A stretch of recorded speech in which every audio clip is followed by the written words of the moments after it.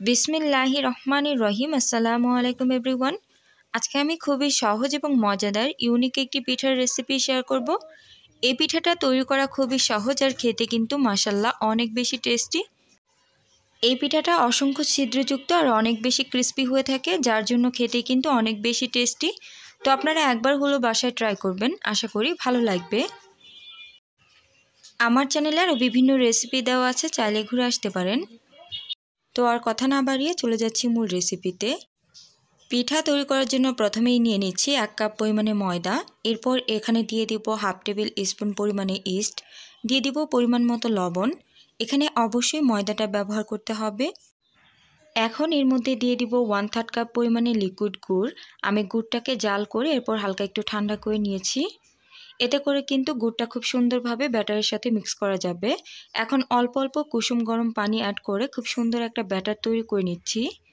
এই ব্যাটারটা অবশ্যই কিন্তু কুসুম গরম পানি দিয়ে তৈরি করে নিতে হবে। একটু সময় নিয়ে এটাকে একটু ফেটিয়ে নিতে হবে। এতে করে এই ব্যাটারের মধ্যে কিন্তু একটা ফোমি ফোমি টেক্সচার চলে আসবে। এখন এই ব্যাটারের মধ্যে দিয়ে দিব 2 টেবিল চামচ পরিমাণে ফ্রেশ নারকেল।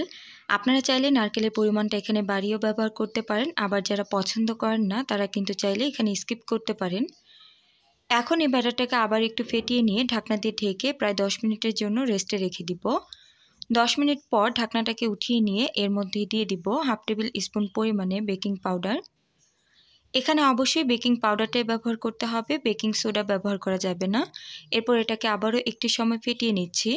এই ব্যাটারটা একটু ঘন হয়ে গিয়েছে, এর জন্য আবারও 2 টেবিল চামচ পরিমাণে কুসুম গরম পানি দিয়ে এটাকে আবারও একটু সময় ফেটিয়ে নিচ্ছি। এই ব্যাটারটা খুব বেশি ঘন করে তৈরি করা যাবে না, এটা কিন্তু অনেকটা পাতলা করে তৈরি করে নিতে হবে। আমি আপনাদেরকে কাছ থেকে দেখিয়ে দিচ্ছি, আশা করি বুঝতে পেরেছেন এটা কতটা পাতলা করে তৈরি করেছি। ব্যাটারটাকে যদি পারফেক্টভাবে তৈরি করা যায় তাহলে কিন্তু প্রত্যেকটা পিঠাই অনেক সুন্দর হবে। এখন পিঠা তৈরি করব, এর জন্য চুলার উপর একটি পাইপেন দিয়ে পাইপেনটাকে খুব ভালোভাবে একটু গরম করে নিয়েছি। এরপর হালকা করে তেল ব্রাশ করে দিয়ে পরিমাণ মতো ব্যাটার দিয়ে দিচ্ছি। এই ব্যাটারটা দেওয়ার পর কোনোভাবেই কিন্তু ছড়িয়ে দেওয়ার প্রয়োজন হবে না। ব্যাটারটা দিয়ে কিছু সময় অপেক্ষা করলে দেখা যাবে আস্তে আস্তে পিঠাটা কিন্তু অসংখ্য ছিদ্রযুক্ত হয়ে যাবে। চুলার গ্যাসটাকে মিডিয়াম টু লোতে রেখে 2 থেকে 3 মিনিটের মতো অপেক্ষা করলে কিন্তু এই পিঠাটা তৈরি হয়ে যাবে। এই পিঠাটা মিডিয়াম টু লোতে রেখে একটু সময় নিয়ে ভাজলে কিন্তু এই পিঠাটা অনেক বেশি ক্রিস্পি হবে। তো আশা করি দেখেই বুঝতে পারছেন পিঠার নিচ থেকেও কিন্তু খুব সুন্দর কালার হয়েছে আর পিঠাটা মাশাআল্লাহ অনেক বেশি ক্রিস্পি হয়েছে। একইভাবে আমি সবগুলো পিঠা তৈরি করে নিব। তো আপনারা একবার হলো বাসায় এই পিঠাটা ট্রাই করবেন, আশা করি আপনাদের পরিবারের ছোট থেকে বড় সবাই কিন্তু অনেক বেশি পছন্দ করবে। আপনারা যদি বাসায় একবার এই রেসিপি ফলো করে এই পিঠা তৈরি করেন, আপনি কিন্তু দ্বিতীয়বার তৈরি করতে বাধ্য হবেন, কারণ এই পিঠাটা এতটা বেশি টেস্টি আর এতটা বেশি ক্রিস্পি হয়ে থাকে।